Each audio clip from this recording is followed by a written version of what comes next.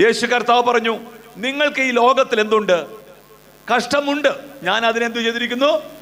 ജയിച്ചിരിക്കുന്നു എന്ന് പറഞ്ഞാൽ ആലയത്തിലേക്ക് കടന്നു വരുന്ന ഒരു ഭക്തനെ സംബന്ധിച്ച് പറയുവാൻ കഴിയും, എൻ്റെ ജീവിതയാത്രയിൽ ക്രിസ്തുവിനെ അറിഞ്ഞ നാൾ മുതൽ ഇന്നുവരെയും ഞാൻ പ്രതീക്ഷിക്കാത്ത നിലയിലുള്ള ട്രബിളുകൾ, പ്രതിസന്ധികളാണ് ജീവിതത്തിൽ കയറി വരുന്നത്.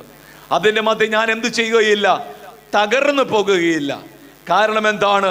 ആ പ്രതിസന്ധിയുടെ മധ്യയും എന്നോട് കൂടെ ആമേൻ ഹല്ലേലൂയ ഉണ്ട് എന്ന വാഗ്ദത്തം നൽകിയ ഒരു നല്ല നാഥൻ എന്നോടൊപ്പമുണ്ടെന്ന് എത്ര പേർ ഈ പകൽ വിശ്വസിക്കുന്നു? പ്രിയപ്പെട്ടവരെ, അവൻ നിങ്ങളെ അനാഥരായി വിടുന്ന ദൈവമല്ല. കഷ്ടതകൾ ഏത് നിലയിലുള്ളതാകട്ടെ, പ്രതിസന്ധികൾ ഏത് നിലവാരത്തിലുള്ളതാകട്ടെ, അതിലേറ്റക്കുറച്ചിലുകൾ ഉണ്ടാകാം. വ്യക്തികളോടുള്ള ബന്ധത്തിൽ അതിന് വ്യത്യസ്തമായ അനുഭവങ്ങളായിരിക്കാം. പക്ഷെ അതിന്റെ മധ്യമൊക്കെയും നമ്മെ താങ്ങും തണലുമായി കരുതുന്ന ഒരു ദൈവമുണ്ട്. Praise the Lord. ഒരു വാക്യം നമുക്കൊന്ന് ചേർന്ന് വായിപ്പിനിടയാകട്ടെ. യാക്കോബിന്റെ ലേഖനം 5-ാം അധ്യായം അതിന്റെ 13-ാമത്തെ വാക്യം.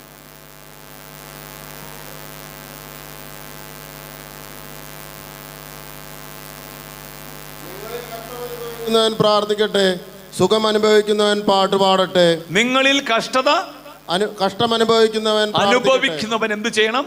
പ്രാർത്ഥിക്കട്ടെ. യാക്കോബ് 5:13. നിങ്ങളിൽ കഷ്ടം അനുഭവിക്കുന്നവൻ എന്ന് പറഞ്ഞു കഴിഞ്ഞാൽ അപ്പോസ്തലൻ പറയുന്നു, ദൈവസഭകളോട് ഉപദേശം പറയുമ്പോൾ നിങ്ങൾക്ക് കഷ്ടമുണ്ട്, പക്ഷെ ആ കഷ്ടം അനുഭവിക്കുന്നതിന് എന്താ ചെയ്യേണ്ടത്? 10 പേരോട് പറഞ്ഞു നടന്നുകൊണ്ട് പ്രത്യേകിച്ച് ഗുണമൊന്നും ഇല്ല കേട്ടോ. നമ്മുടെ ജീവിതത്തിൽ വരുന്ന കഷ്ടത, ട്രബിൾസ്, അതെന്തുമാകട്ടെ, ശാരീരികമാകട്ടെ, മാനസികമാകട്ടെ, സാമ്പത്തികമാകട്ടെ, 10 പേരോട് പറഞ്ഞാൽ ഒരു പക്ഷേ അവർ ഏറ്റെടുക്കുമായിരിക്കും, എന്നാൽ ഉള്ളം കൊണ്ട് ചിരിക്കും, നന്നായുള്ളൂ അല്ലേ, ആ പുള്ളിക്ക് അങ്ങനെ തന്നെ വരണം എന്നൊക്കെ പറയുന്ന ആളുകളുമുണ്ട്.